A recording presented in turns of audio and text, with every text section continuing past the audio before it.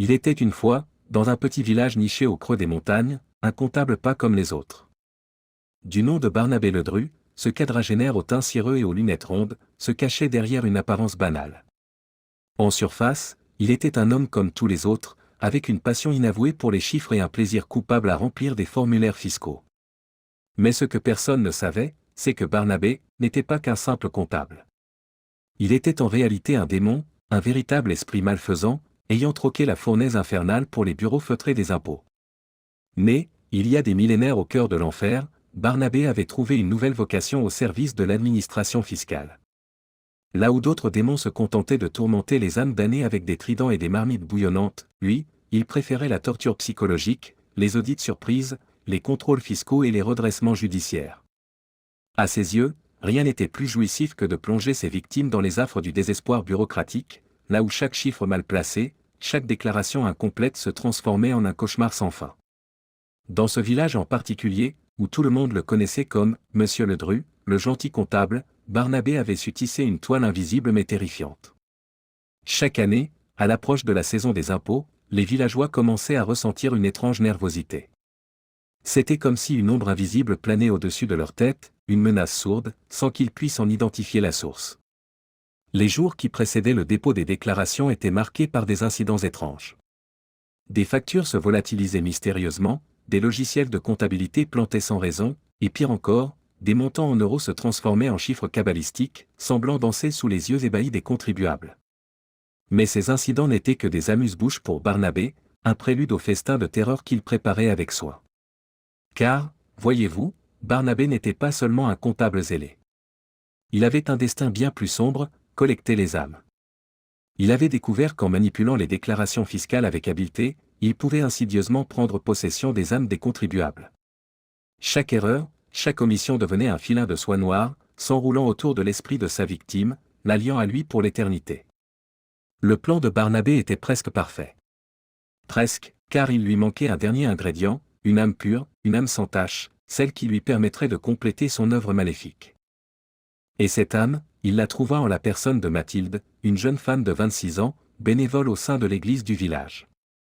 Mathilde était d'une pureté à toute épreuve, une jeune femme sans vice, sans une once de malice. Et c'est ce qui la rendait irrésistible aux yeux du démon comptable. Barnabé commença à tisser sa toile autour de Mathilde avec la précision d'un horloger suisse. Il la conseillait aimablement, lui offrait des astuces pour optimiser sa déclaration, et même une fois, il l'avait aidé à obtenir un remboursement inattendu. Tout cela faisait partie de son plan diabolique, gagner sa confiance pour mieux la piéger. Mais Mathilde, malgré son innocence apparente, n'était pas totalement dupe. Elle avait entendu parler de légendes, des histoires que les anciens du village racontaient le soir au coin du feu. Des récits de démons comptables, capables de se nourrir des âmes des imprudents.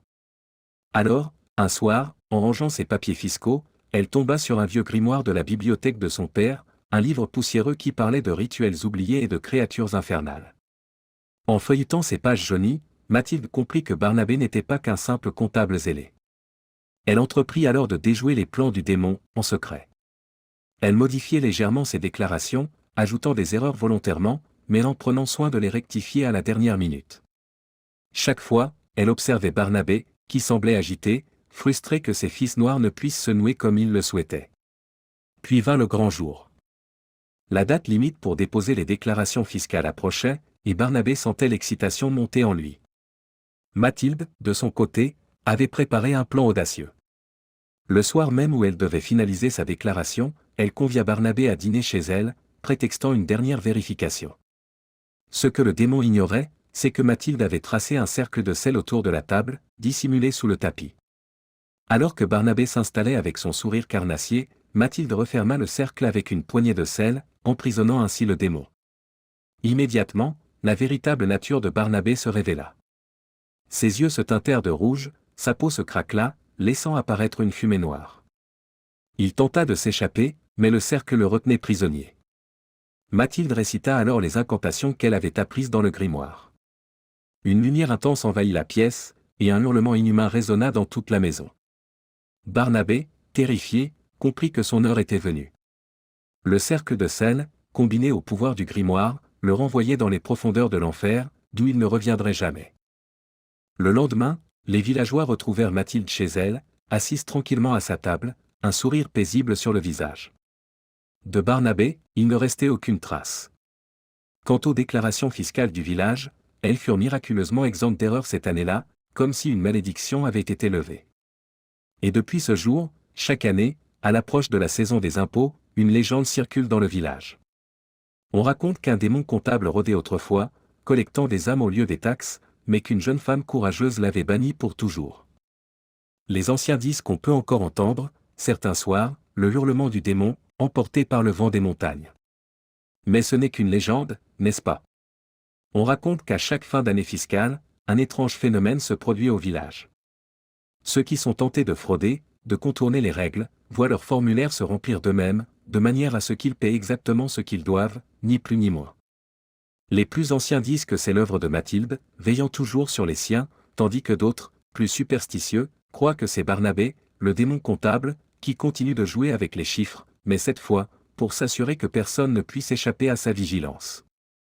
Alors, la prochaine fois que vous remplirez votre déclaration d'impôt, pensez qu'un petit chiffre mal placé, une omission involontaire, et qui sait?